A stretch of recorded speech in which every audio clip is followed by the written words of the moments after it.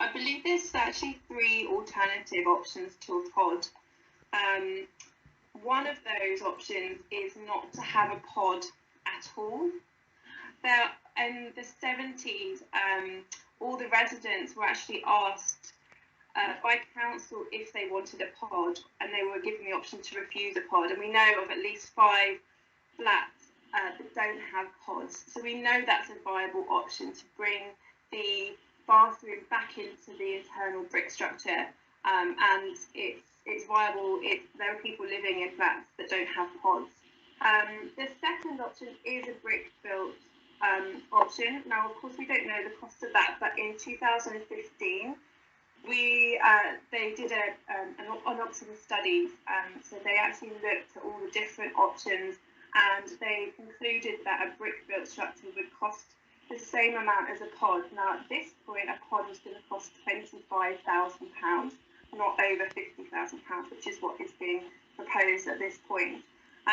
The reason was that they decided not to go down that path. Now, Mike might have a bit more information, because actually we only moved into our flats in 2015. The reason being was because they would have to rehouse tenants. Now, we know of works being done on the Knoll Park estate, and residents are being rehoused while works are being done.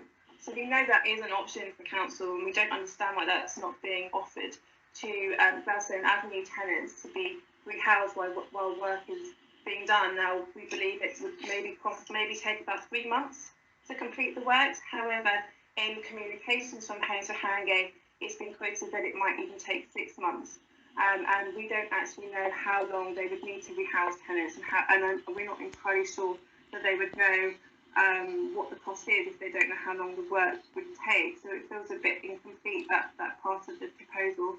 The third option is to reclad the existing pods, so to remove the asbestos and external walls, and that's been done on other properties in Knoll Park to the existing pods. So and that's at a cost of, I think, £20,000 for the double-storey pod, so £10,000 per household, rather than sort of £15,000 plus the new pod. So that's another viable option that could potentially be offered to tenants. Maybe Mike's got more to add